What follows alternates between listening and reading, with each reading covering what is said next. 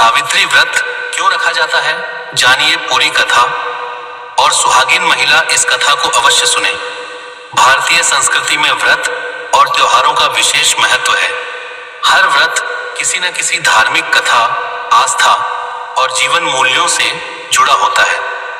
उन्हीं महत्वपूर्ण व्रतों में से एक है वट सावित्री व्रत। यह व्रत विशेष रूप से विवाहित महिलाएं अपने पति की लंबी आयु, सुख, समृद्धि और अखंड सौभाग्य की कामना के लिए रखती हैं। हिंदू धर्म में यह व्रत नारी के प्रेम, त्याग, समर्पण और अटूट विश्वास का प्रतीक माना जाता है। वट सावित्री व्रत ज्येष्ठ मास की अमावस्या या पूर्णिमा को विभिन्न क्षेत्रों में मनाया जाता है। इस दिन महिलाएं वट अर्थात बरगद के पेड़ की पूजा करती हैं और सावित्री सत्यवान की कथा सुनती हैं। मान्यता है कि इस व्रत को श्रद्धा और विधि पूर्वक करने से पति की आयु लंबी होती है तथा परिवार में सुख शांति बनी रहती है। सावित्री व्रत की पौराणिक कथा। बहुत समय पहले मध्य देश में अश्वपति नाम के एक प्रतापी राजा राज्य करते थे। उनके पास धन, वैभव और सुख सुविधाओं की कोई कमी नहीं थी, लेकिन संतान न होने के कारण वे बहुत दुखी रहते थे। संतान प्राप्ति के लिए राजा और उनकी रानी ने वर्षों तक देवी सावित्री की कठोर तपस्या की। उनकी भक्ति से प्रसन्न होकर देवी ने उन्हें एक सुंदर और तेजस्वी पुत्री का वरदान दिया। कुछ समय बाद राजा के घर कन्या का जन्म हुआ। देवी के आशीर्वाद से प्राप्त होने के कारण उसका नाम सावित्री रखा गया। सावित्री बचपन से ही अत्यंत बुद्धिमान, दयालु और तेजस्वी थी। जैसे जैसे वे बड़ी हुईं, उनका सौंदर्य और गुण दूर दूर तक प्रसिद्ध हो गया। जब सावित्री विवाह योग्य हुई, तब राजा अश्वपति ने उनके लिए योग्य वर की खोज शुरू की, लेकिन कोई भी राजकुमार सावित्री के योग्य प्रतीत नहीं हुआ। अंततः राजा ने सावित्री को स्वयं अपना जीवन साथी चुनने की अनुमति दे दी। सावित्री विभिन्न राज्यों और आश्रमों में घूमते हुए एक दिन वन में पहुंची। वहां उनकी मुलाकात सत्यवान नामक युवक से हुई। सत्यवान अत्यंत गुणवान, धर्मात्मा और माता पिता की सेवा करने वाले थे। वे राजा द्युमत्सेन के पुत्र थे, जिनका राज्य उनसे छिन गया था और वे अंधे हो चुके थे। इसलिए उनका परिवार वन में साधारण जीवन व्यतीत कर रहा था।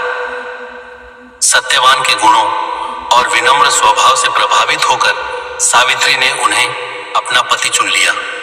जब सावित्री वापस महल लौटी और पिता को अपने निर्णय के बारे में बताया, तभी महर्षि नारद वहां आए।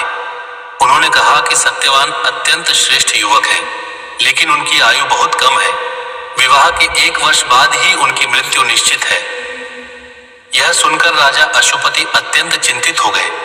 उन्होंने सावित्री को समझाया कि वह किसी अन्य युवक को पति के रूप में चुन ले, लेकिन सावित्री अपने निर्णय पर अटल रही। उन्होंने कहा, भारतीय नारी जीवन में केवल एक बार अपने पति का वरण करती है।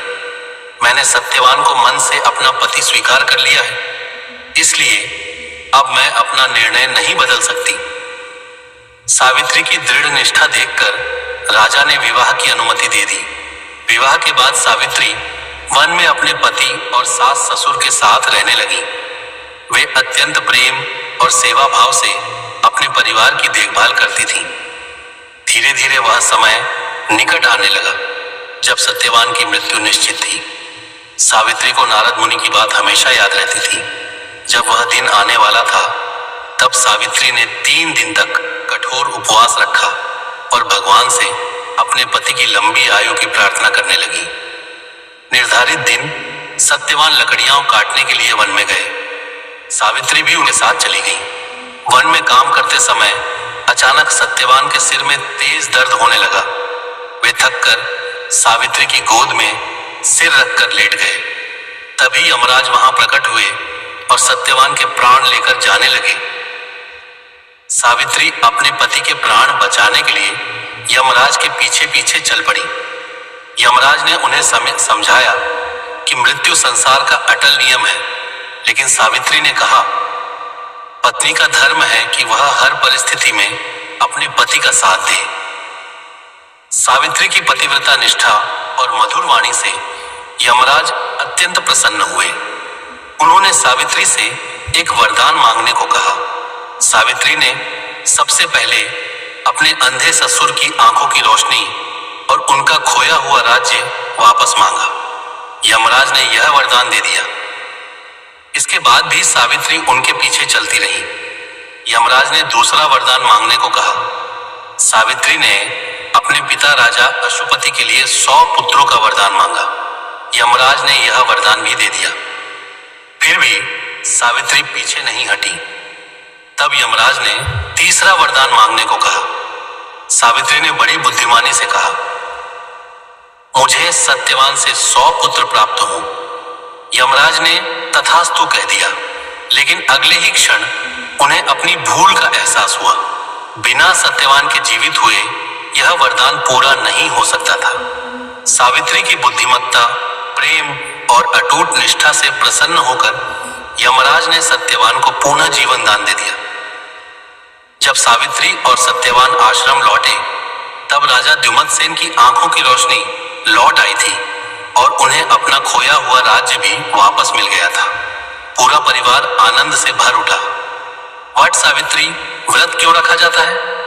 वट सावित्री व्रत नारी के अटूट प्रेम, समर्पण और पति के प्रति श्रद्धा का प्रतीक माना जाता है।